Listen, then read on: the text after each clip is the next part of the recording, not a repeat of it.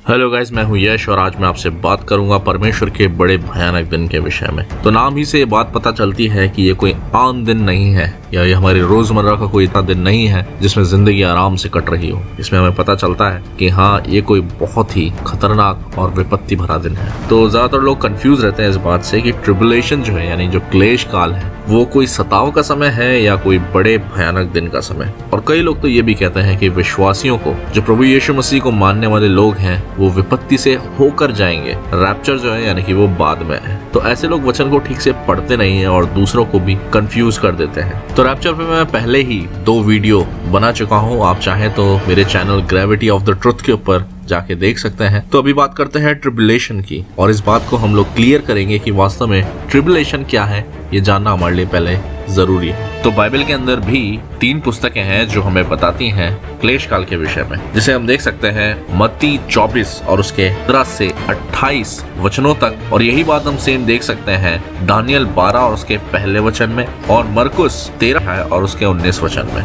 तो यही सारे वचन एक ऐसे संकट की बात कर रहे हैं जो कि अभी तक हुआ नहीं है और इसी प्रकार का संकट और दोबारा कभी होगा नहीं। तो बाइबल जो ईश्वर का जीवित वचन है हमें ये बात साफ साफ बताता है कि क्लेश काल यानी संकट का समय जो है वो आखिर है क्या, और ये हमें जानना बहुत जरूरी भी है। तो क्लेश काल या संकट का समय जो है यानी कि जो ट्रिबुलेशन का समय है वो बाइबल में हमें देखने को मिलता है कि वो 7 साल का है, जो कि 2 भागों के अंदर बटा है, 3.5 साल और 3.5 साल। और जिसे हम कह सकते हैं कि वो 42 महीने भी हैं और ये भी कह सकते हैं हम कि वो 1260 दिन भी हैं। तो यदि आप नापना चाहेंगे तो प्रकाशित वाक्य 11 अध्याय के शुरुआत के ही कुछ वचनों के अंदर ये बात साफ कर दी गई है कि अन्य जातियां जो हैं यरूशलेम को 42 महीने तक रौंदेंगी यानी कि एक तरह से सताएंगी। और तब 2 भविष्यद्वक्ता 1260 दिनों तक भविष्यवाणी करेंगे, आश्चर्य कर्म करेंगे और पृथ्वी के ऊपर भयानक भयानक विपत्तियां लेकर के आएंगे। उसके बाद एंटीक्राइस्ट जो है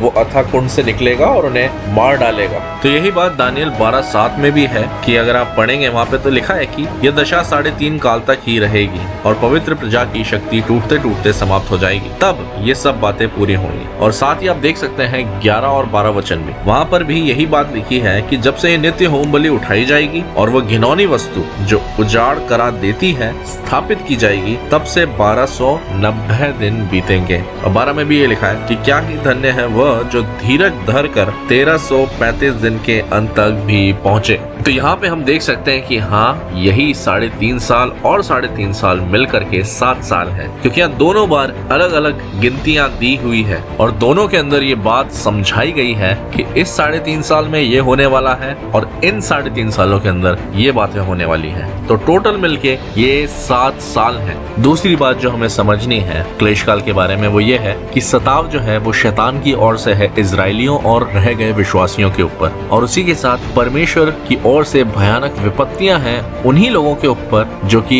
इजराइलियों और रह गए विश्वासियों को सताएंगे। और इसी क्लेश काल की शुरुआत भी जो है वो प्रकाशित वाक्य 12 अध्याय और उसके 13 वचन में दी गई है। लिखा है कि जब अजगर ने देखा कि मैं पृथ्वी पर गिरा दिया गया हूँ तो उस स्त्री को जो बेटा जनी थी सताया। तो यहाँ हम देख सकते हैं कि क्लेश काल जो वो शुरू हो रहा है। तो स्त्री कौन है? स्त्री जो है वो इजराइल है। तो वो इजराइल को सताने की कोशिश कर रहा है। और यदि हम थोड़ा और अंत में आए तो वहाँ हम देख सकते हैं कि कुछ विश्वासी रह भी गए हैं। तो इसी अध्याय के अंदर यदि हम 17 वचन देखें तो वहाँ ये लिखा है, तब अजगर स्त्री पर क्रोधित हुआ और उसकी शेष संतान से जो परमेश्वर की आज्ञाओं को मानते और यीशु की गवाही देने पर स्थिर है लड़ने को गया और वह समुद्र के बालू पर जा खड़ा हुआ। तो यहाँ पे हम साफ देख सकते हैं कि हमने पिछली वीडियोस में बात किया है कि वो बच्चा आखिर है कौन। तो वो बच्चा हम अन्य जाति ही है जो कि रैप्चर में उठा लिए जाएंगे इसी अध्याय के 5 वचन के अनुसार। और यदि बात करें विपत्ति की तो यह बात हम देख सकते हैं प्रकाशित वाक्य 16 अध्याय में। आप चाहें तो गूगल पर टाइप करके पढ़ सकते हैं, पूरा 16 अध्याय हिंदी और इंग्लिश दोनों में मिलेगा। तो आप यहाँ पे देख सकते हैं वो कौन कौन सी विपत्तियां हैं जो उन समय में शैतान और उसके लोगों के ऊपर आएगी।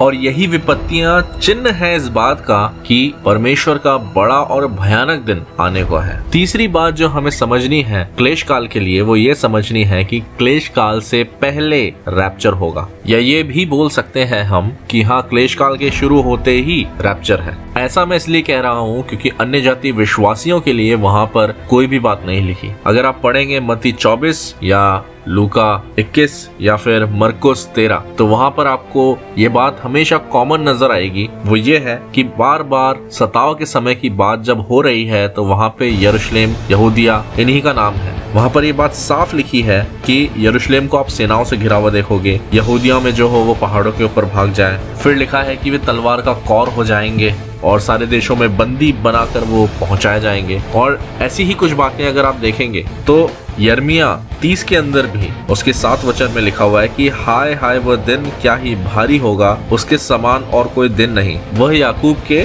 संकट का समय होगा, परंतु वह उससे भी छुड़ाया जाएगा। तो यहाँ हम देख सकते हैं कि सताव की बात जो है वो इजरायलियों के लिए है। तो संकट का जो समय है वो इजरायलियों के लिए होगा, क्योंकि वहाँ पर अन्य जाति विश्वासियों के लिए कुछ नहीं लिखा गया है, उनका जिक्र ही नहीं है वहाँ पर। उसका एक साफ कारण यही है कि रैप्चर पहले हो चुका होगा या फिर क्लेश काल के शुरू होते ही रैप्चर हो जाएगा। तो बहुत से लोग जो हैं वो कुछ डॉक्ट्रिन्स पे बिलीव करते हैं और उन डॉक्ट्रिन्स पे बिलीव करते हुए वो कहते हैं कि रैप्चर जो है वो क्लेश के बाद में है, यानी क्लेश काल के बाद में रैप्चर होगा। और बहुत से मसीहों को वो कई बार तानों में ये बातें कह जाते हैं कि विश्वासी जो है वो क्लेश से डरते हैं और वो क्लेश काल में जाना नहीं चाहते, इसलिए ये झूठी डॉक्ट्रिन बनाई हुई है कि रैप्चर जो है वो क्लेश से पहले है। और वो इस वचन का बार बार इस्तेमाल करके कहते हैं कि जिसको कैद में पड़ना है वो कैद में जाएगा, या जिसको तलवार से मरना है वो तलवार से मरेगा। तो गाइस बहुत सिंपल सी एक चीज है, यदि आप ही की जान लेनी होती तो प्रभु यीशु मसीह अपनी जान क्यों देता? आप ही की जान से सारा काम हो जाता और क्लेश काल में से निकल के हम लोग आजाद हो जाते। और दूसरी बात यह है कि रैप्चर और सेकंड कमिंग ऑफ जीसस, ये दोनों इवेंट्स के अंदर आपस में कोई मेल नहीं है। जो ये कहता है कि रैप्चर जो है वो क्लेश काल के बाद में है, तो सेकंड कमिंग भी क्लेश काल के बाद में है। तो ये दोनों इवेंट्स जो हैं वो एक साथ नहीं हो सकते, क्योंकि एक इवेंट में प्रभु यीशु मसीह जो है वो अपने साथ अपनी जगह पर ले जा रहे हैं चुने हुए लोगों को, और दूसरे इवेंट के अंदर सारे लोग इकट्ठे होंगे प्रभु यीशु मसीह के साथ में। तो जो लोग इस वचन का इस्तेमाल करते हैं कि जिसको तलवार से मरना है वो तलवार से मरेगा, जिसको कैद में पड़ना है वो कैद में जाएगा, वास्तव में लिखा क्या है ये वचन मैं आपके लिए पढ़ देता हूँ, जो कि प्रकाशित वाक्य 13 उसके 8 वचन से लेकर 10 वचन तक लिखा हुआ है। वहाँ इस प्रकार लिखा है, पृथ्वी के सब रहने वाले जिनके नाम उस मेमने के जीवन की पुस्तक में लिखे नहीं गए, जो जगत की उत्पत्ति के समय से घात हुआ है, वो उस पशु की पूजा करेंगे।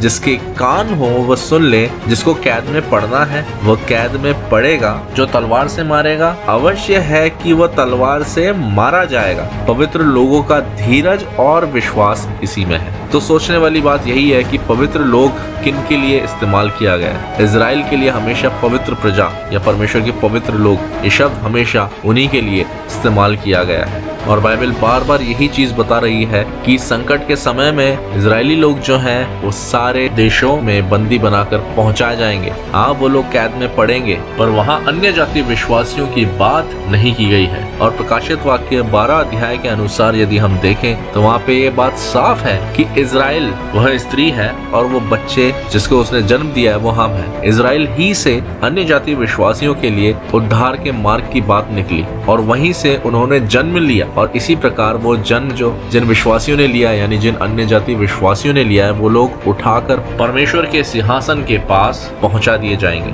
और उसके बाद साफ लिखा है कि अजगर जो है वो पृथ्वी पे गिर जाएगा, क्योंकि मिकाएल और उन स्वर्गदूतों की लड़ाई होगी। उसके बाद वो पृथ्वी पर स्त्री को सताएगा, यानी इजराइल को वो सताएगा, उसका क्रोध भड़केगा उसके ऊपर। और जो शेष लोग, शेष विश्वासी जो रह जाएंगे, जो घर परिवार और अपने भोग विलास में व्यस्त हैं, वो लोग रह जाएंगे। उन विश्वासियों से वो लड़ने को निकलेगा। तो यदि हम तीसरी बात को अगर समझें तो वहाँ हम देख सकते हैं प्रकाशित वाक्य उसके 14 अध्याय उसके 6 वचन से, जहाँ पर इस प्रकार लिखा है, फिर मैंने एक और स्वर्गदूत को आकाश के बीच में उड़ते हुए देखा, जिसके पास पृथ्वी पर रहने वालों की हर एक जाति और हर कुल और हर भाषा और लोगों को सुनाने के लिए सनातन सुसमाचार था। और ये बात तब हो रही है जब पशु जो है, यानी जो बीस्ट है, यानी जो एंटी क्राइस्ट है, वो अधिकार में आ चुका है। पर यदि हम पौलुस की बात को अगर सुने, पॉल जो है वो कहता है गलातियों उसके 1 अध्याय और उसके 6 वचन से ही, मुझे आश्चर्य होता है कि जिसने तुम्हें मसीह के अनुग्रह में बुलाया, उसने तुम इतनी जल्दी फिर कर और ही प्रकार के सुसमाचार की ओर झुकने लगे, परंतु वह दूसरा सुसमाचार है ही नहीं। पर बात यह है कि कितने ऐसे हैं जो तुम्हें घबरा देते और मसीह के सुसमाचार को बिगाड़ना चाहते हैं। परंतु यदि हम या स्वर्ग से कोई भी दूत उस सुसमाचार को छोड़ जो हमने तुमको सुनाया है, कोई और सुसमाचार तुम्हें सुनाए तो श्रापित है। तो काफी अजीब सी बात हमें यहाँ देखने को मिल रही है कि पौलुस कह रहे हैं कि यदि कोई और या कोई स्वर्गदूत तुम्हें कोई और ही प्रकार का सुसमाचार सुनाए तो वो श्रापित है। और एक ही सुसमाचार है, वो यही है कि प्रभु यीशु मसीह हमारे पापों के लिए मरा, गाड़ा गया और जीवित हुआ। तो इसके अलावा हम देख रहे हैं प्रकाशित वाक्य 14 अध्याय में कि वहाँ पर सनातन का सुसमाचार है। तो ऐसा कैसे हो सकता है कि एक स्वर्गदूत जो परमेश्वर की ओर से आ रहा है सनातन का सुसमाचार लेकर के हम उसे न माने, और कब वो लागू हो सकता है? तो बहुत सिंपल सी चीज है, उद्धार हमें प्रभु यीशु मसीह में मिला है। और उद्धार का अर्थ यही है कि हम प्रभु यीशु मसीह के साथ होंगे। जब हम साथ होंगे वो कब होगा? जब रैप्चर होगा। रैप्चर के थ्रू ही हम प्रभु यीशु मसीह के साथ में होंगे, और उसी के बाद जो एक सुसमाचार पूरा हो चुका है, उसी के बाद ये सुसमाचार फुलफिल हो सकता है, जो कि सनातन का सुसमाचार है। और यही सनातन के सुसमाचार को यदि हम समझें